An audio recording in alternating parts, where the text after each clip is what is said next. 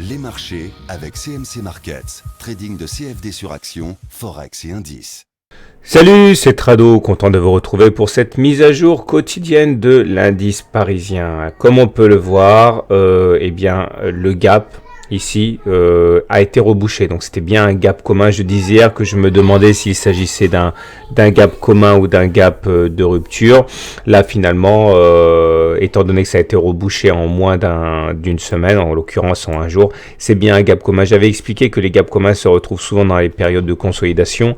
Et là, nous sommes dans une figure d'élargissement qui est une figure de consolidation. Donc c'est normal qu'il ait été rebouché. Donc on n'en parle plus. Par contre, il y a d'autres éléments qui sont vraiment très surprenants. Alors, remettons les choses en contexte. Tout d'abord, on est en tendance haussière. J'ai pas arrêté de le dire depuis des semaines. Effectivement, on est au-dessus de la moyenne mobile à 20 séances. On est au-dessus du nuage. Et dans ce genre de situation, eh bien, les différentes courbes de l'Ichimoku, qu'il s'agisse de la Tenkan ou de la Kijun, jouent un rôle de support. Comme vous pouvez le voir, la Tenkan a joué un rôle de support hier. On a rebondi, clôturé au-dessus. Et la Tenkan a encore joué un rôle de support aujourd'hui. D'ailleurs, je pense qu'elle sera encore sollicitée demain. Donc ça, en ce sens, c'est assez classique. Ce qu'il est beaucoup moins en fait, c'est que regardez, et ça c'est vraiment rare, on a décroché le SAR hier, ok, comme vous pouvez le voir lors de cette attaque.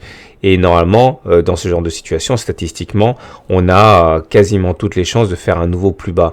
Mais aujourd'hui, suite à l'annonce démentie, par ailleurs, d'un accord avec la Grèce, eh bien, il y a eu un pic, une explosion haussière qui a retourné à nouveau le SAR qui rebascule haussier.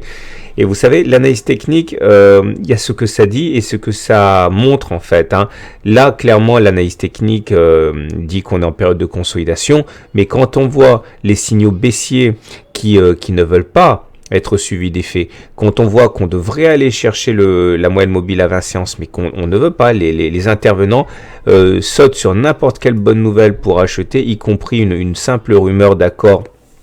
Eh bien, c'est que il y a vraiment une puissance intrinsèque et il faut se méfier si vous êtes baissier. Alors, je sais que j'assène, je martèle et je change pas d'avis à ce niveau que la M20 doit être touchée parce que sinon, ce serait vraiment une euphorie haussière qui va être à un moment ou à un autre corrigée. Donc, il est tout à fait, à mon avis, plausible, envisageable et de manière probabiliste acquis qu'on a cherché la M20. Autant là, force est de constater que le marché ne veut pas baisser et le SAR rebascule haussier et du coup on dessine une étoile du soir. L'étoile du soir, de quoi s'agit-il? L'étoile du soir, j'ai fait un e-book là-dessus, c'est mon dernier e-book sur les chandeliers japonais niveau 2. C'est une combinaison à 3 bougies, vous avez une bougie rouge, une bougie verte et au milieu vous avez une bougie qui peut être rouge ou verte dans la forme parfaite. Ok, il y a un gap entre la bougie 1 et la bougie 2, et entre la bougie 2 et la bougie 3, c'est-à-dire qu'il n'y a pas de cotation ici. Et ça, généralement, dans plus d'un cas sur deux, on monte. Il y a des variantes, comme par exemple une bougie verte à la place d'une bougie rouge, ou à la version doji, c'est-à-dire pas de corps. La version impure, on va dire, c'est celle où il n'y a pas de gap entre la première et la deuxième et la troisième, mais par contre les corps ne doivent jamais se toucher. Il y a un gap de corps si vous voulez, mais il n'y a pas un gap de mèche. C'est la forme imparfaite qui fonctionne un peu moins souvent, mais qui fonctionne quand même dans plus d'un cas sur deux, avec sa variante avec la bougie verte au lieu de la bougie rouge, ou alors sa version en doji. Alors, ce qui est important, c'est de remarquer qu'aujourd'hui, on a dessiné encore une étoile du soir, dont on sait, j'ai dit étoile du soir, c'est une étoile du matin.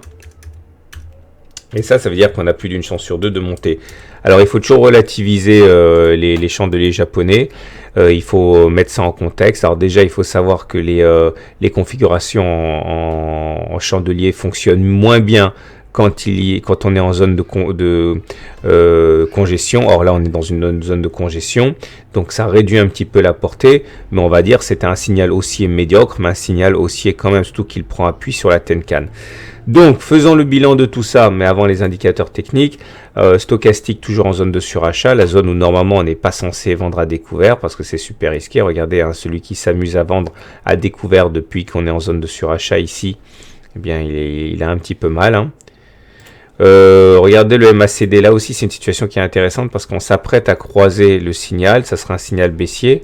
mais on s'apprête aussi éventuellement à faire un non-croisement, ce qui sera un signal extrêmement haussier, donc il faut se méfier de cette configuration.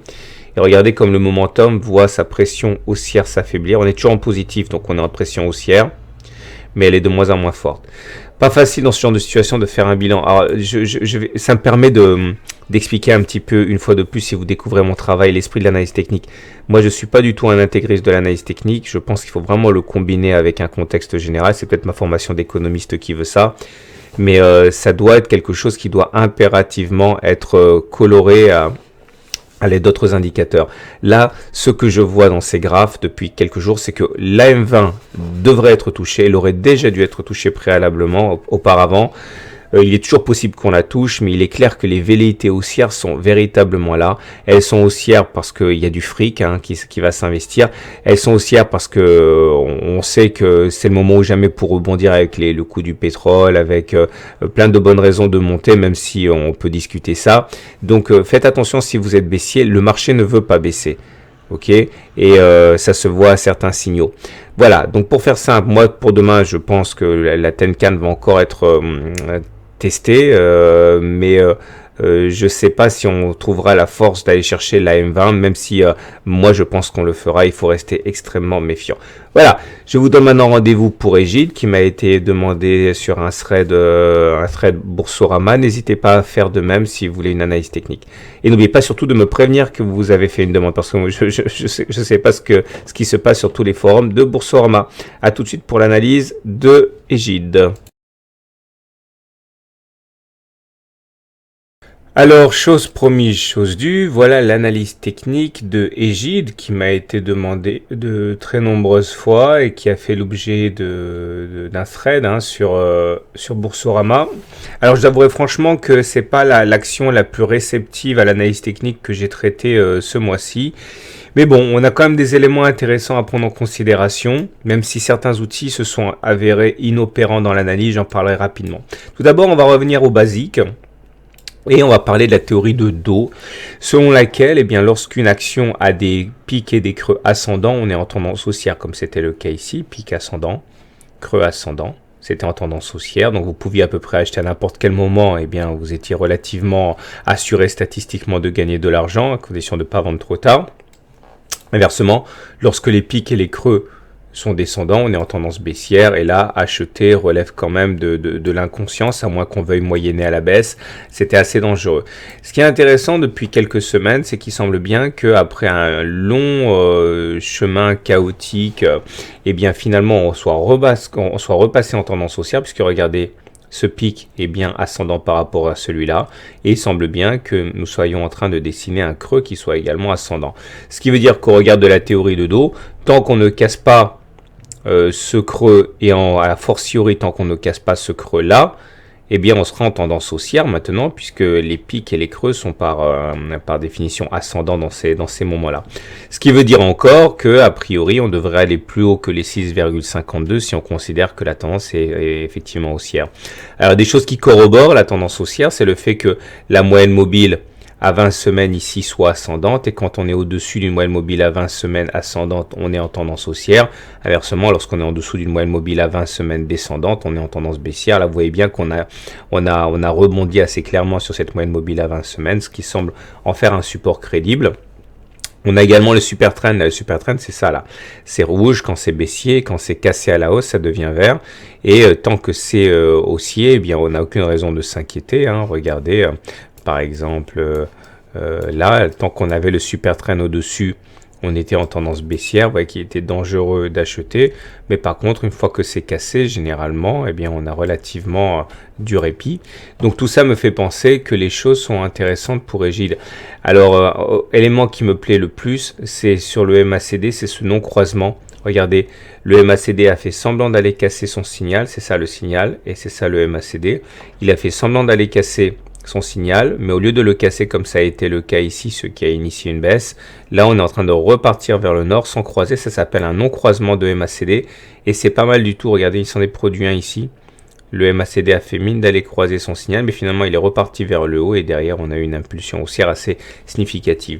La dernière chose qui me plaît bien au niveau d'Egide, là en unité de temps hebdomadaire, c'est les volumes qui sont systématiquement plus forts sur le hausse que sur les baisses. Regardez cette semaine par exemple, qui est loin d'être terminée, hein, on a des volumes qui sont en hausse par rapport au creux qui a été fait ici, où les creux étaient en baisse. Pareil pour ce gros pic qu'on a eu là. Vous voyez comme les volumes ont été importants. Donc c'est toujours bien quand on a des creux qui sont marqués par des faibles volumes, comme c'est le cas ici, et des pics qui sont marqués par de forts volumes, parce que ça veut dire qu'il y a de la conviction haussière. Je vous parlerai pas d'Ichimoku, je vais vous le montrer, mais j'en parle pas parce que regardez, il semble pas significatif hein, sur cette valeur, puisque là par exemple, on est sorti du nuage, mais on est réintégré après. Donc normalement quand on est au-dessus du nuage, ça initie une tendance haussière. Quand on est en dessous du nuage, on est en tendance baissière. Le nuage, c'est cette zone là hein, verte. Et bien là on peut voir que bon, normalement il faut deux clôtures au-dessus du nuage pour initier une tendance haussière. Là on en a eu une, elle a été invalidée dès la semaine suivante, donc c'était pas valable. Là, on en a eu une qui a été confirmée, mais ça n'a pas tenu, le nuage a été cassé. Mais bon, généralement, ça fonctionne pas trop mal. Hein. Regardez, par exemple, là, hein, une fois qu'on était passé au-dessus du nuage, confirmé une deuxième semaine, on a eu des hausses.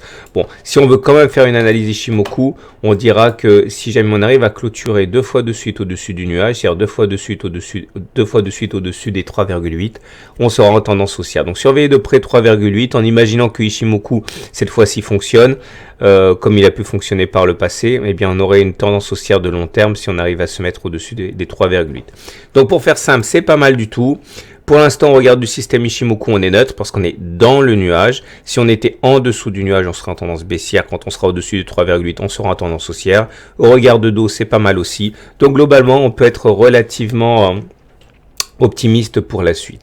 Voilà, si vous ne me connaissez pas, je suis Trado, je fais des e-books. Si vous voulez recevoir votre e-book gratuit avec vos exercices corrigés, la vidéo exclusive, bref, si vous voulez apprendre un petit peu l'analyse technique pour combiner le fondamental et l'analyse technique, n'hésitez pas à m'envoyer e-book gratuit à tradozorgmail.com et je vous enverrai ça dans la foulée, n'hésitez pas. Je terminerai en disant que n'oubliez pas que c'est une analyse purement technique, c'est-à-dire que ça ne suffit pas pour investir, il faut absolument combiner ça avec l'analyse fondamentale qui doit vous donner les fondamentaux hein, pour acheter ou pour vendre. À très bientôt pour une mise à jour.